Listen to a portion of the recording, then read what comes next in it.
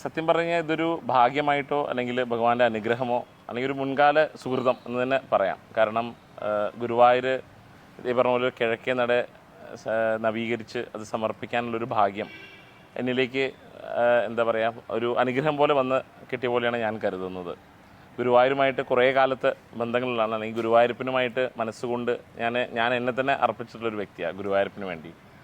അപ്പോൾ അങ്ങനെ നിൽക്കുന്ന സമയത്താണ് ദേവസ്വത്തിൻ്റെ ഒരു മീറ്റിങ്ങിൻ്റെ ഇടയിൽ ഇങ്ങനൊരു അവസരം ഉണ്ടെന്നും ആ അവസരം കിട്ടിയ ഉടനെ തന്നെ വേറൊരു ചിന്ത എൻ്റെ മനസ്സിൽ വന്നില്ല, എന്നാൽ അതുതന്നെ ആവാം എന്നുള്ള രീതിയിലാണ് ഈ ഒരു സംഭവം ചെയ്തത്.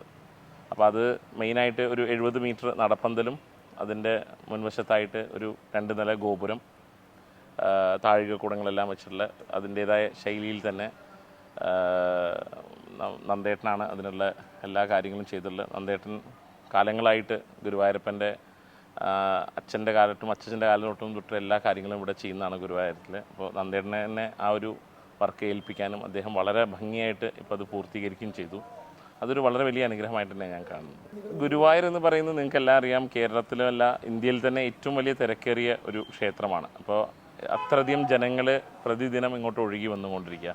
അത്രയും തിരക്കിൻ്റെ ഇടയിൽ ഇത്രയും വലിയൊരു വർക്ക് എടുക്കുക എന്ന് പറയുന്നത് അതിൻ്റേതായ സാങ്കേതിക ബുദ്ധിമുട്ടുകൾ നമുക്ക് അനുഭവപ്പെട്ടിട്ടുണ്ട്. എന്നാൽ കൂടിയും നമ്മൾ ആ സമയത്തിൻ്റെ ഉള്ളിൽ തന്നെ നമ്മൾ വിചാരിച്ചതിനേക്കാട്ടും ഭംഗിയായിട്ട് തന്നെ അത് കംപ്ലീറ്റ് ചെയ്യാൻ കഴിഞ്ഞിട്ടുണ്ട്. അപ്പോൾ അത് ശരിക്കും ഭഗവാന്റെ ഒരു അനുഗ്രഹം തന്നെയാണ്. അപ്പോൾ നമ്മൾ ആദ്യ 2 ഘട്ടങ്ങളായിട്ടാണ്, ഇപ്പോഴും ഞാൻ പറയാം ഇനിയൊരു ഘട്ടം കൂടിയും ഇതിൻ്റെ ഭാഗമായിട്ടുണ്ട്. അപ്പോൾ ആദ്യ ഘട്ടത്തിൽ നമ്മൾ ഉദ്ദേശിച്ചത് നടപ്പന്തലും അതേ പറഞ്ഞ പോലെ ഗോപുരവുമാണ്. അടുത്ത ഘട്ടം നമ്മൾ ഇതിൻ്റെ മുകളിൽ മ്യൂറൽ വർക്കുകൾ, ഇന്ത്യയിലെവിടെയും ഭഗവാന്റെ ഇത്ര അധികം സ്റ്റോറീസ് സെൻസ്ക്രൈബ് ചെയ്തിട്ടുണ്ടായിട്ടുള്ള ഒരു വർക്ക് ഇതുവരെ വന്നിട്ടില്ല.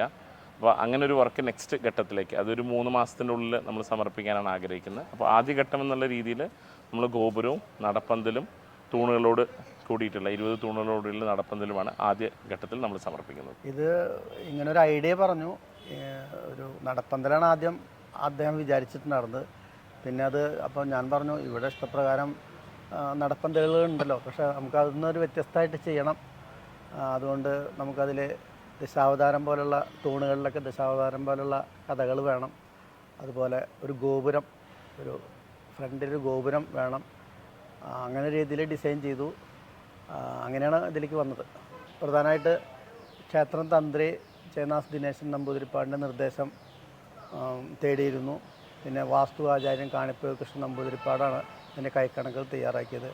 പിന്നെ ഇതിൻ്റെ വർക്കിനോടൊപ്പം മണികണ്ഠൻ പെരുവല്ലൂർ, അദ്ദേഹം ഇതിൻ്റെ ട്രസ് അതുപോലെയുള്ള കോൺക്രീറ്റ് വർക്കുകളൊക്കെ അദ്ദേഹമാണ് ചെയ്തത്. അതിൻ്റെ ആർട്ട് വർക്കുകൾ മുഴുവൻ ഞാനാണ് ചെയ്തത്. പിന്നെ എൻ്റെ ശിഷ്യന്മാരും കുറേ ആളുകൾ അങ്ങനെ ഉണ്ട്. ഉണ്ട്. അതൊരു 10-25 ആളുകളുണ്ടാവും മൊത്തം. ഉണ്ടാവും.